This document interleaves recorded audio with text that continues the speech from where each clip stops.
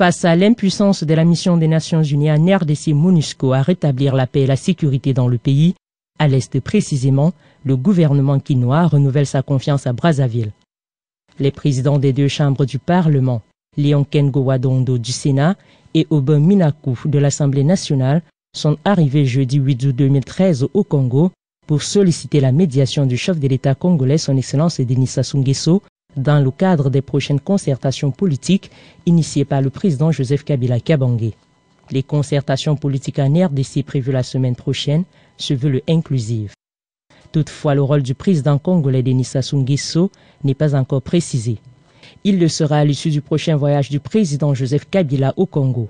Selon les émissaires quinois à Brazzaville, la démarche du Parlement de la République démocratique du Congo a été motivée par la longue expérience politique du président Sassou Nguesso d'une part et parce que le président congolais, au pouvoir depuis 20 ans, sait comment aborder un problème lorsqu'il se pose.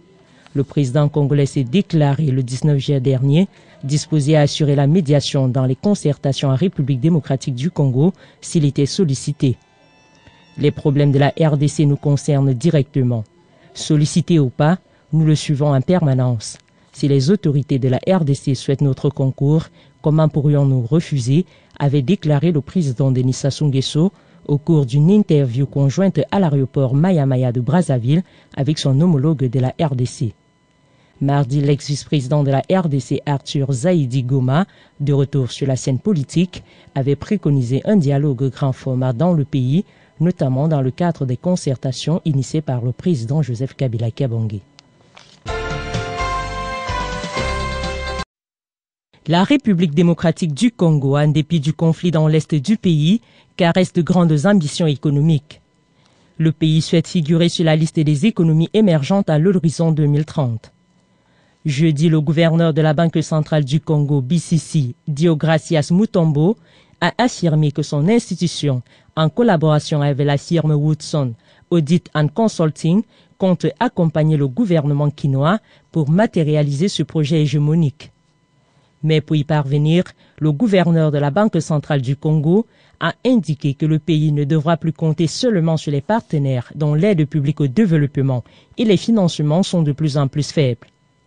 Face à la réduction de l'aide publique au développement et à la faiblesse des financements bilatéraux et multilatéraux, au regard des besoins, il est indispensable de réfléchir sur l'élargissement de notre système financier en incluant le volet marché boursier en vue d'optimiser le financement de l'économie nationale, a déclaré M. Deogracias Mutombo à l'ouverture à Kinshasa d'un séminaire atelier sur le développement des marchés financiers en RDC.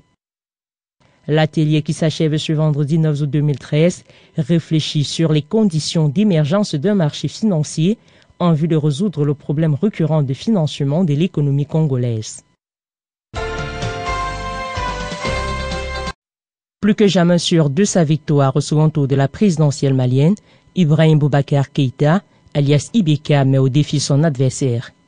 Jeudi, en plein préparatif pour les élections de dimanche, le leader du Rassemblement pour le Mali RPM a invité son challenger de l'Union pour la République et la démocratie URDP Soumaïla Cissé de s'exprimer s'il avait des choses à dire, déclinant ici la proposition de ce dernier d'avoir un débat télévisé d'entre deux tours. Ce vendredi 9 août 2013 est le dernier, mais également le dernier jour de campagne pour le second tour de la présidentielle malienne du 11 août prochain. Environ 7 millions d'électeurs devront départager le vainqueur du premier tour, Ibrahim Boubacar Keïta, qui a obtenu 39,79% des voix, et Soumaïla Cissé, arrivé deuxième avec 19,70% selon les résultats définitifs publiés mercredi 7 août 2013 par la Cour constitutionnelle. Revenu à des meilleurs sentiments depuis, le Mouvement national de libération de l'Azawa MNLA a affirmé mardi dans un communiqué avoir tout mis en œuvre pour que le scrutin se déroule sans aucun incident dans les villes où il est présent. En Égypte, la fête de l'Aïd el-Fitr a été célébrée sous fond de tension entre le nouveau gouvernement et les partisans du président déchu Mohamed Morsi, toujours en détention. Sourds aux appels incessants de la communauté internationale, notamment l'Union européenne, l'Union africaine et les États-Unis, les protagonistes de la crise égyptienne continuent leur bras de fer. Jeudi, les frères musulmans et leurs partisans proches de l'ancien régime ont à nouveau défié un appel du gouvernement intérimaire, les sommant de se disperser au plus vite.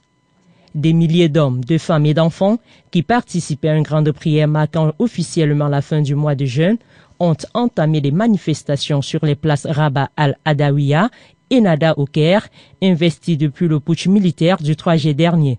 L'appel des pro-Morsi à défiler a été relayé par d'autres régions, notamment à Alexandrie, la deuxième ville du pays, et à Kenna dans le sud. Mercredi, le gouvernement d'Al-Mansour a menacé une nouvelle fois de les disperser par la force, affirmant s'être retenu jusqu'alors en raison du caractère sacré du Ramadan. Par la suite, le feu vert a été donné au ministère de l'Intérieur pour nettoyer les deux lieux. Mais jeudi, ni l'armée ni la police n'a exécuté le mot d'ordre du gouvernement.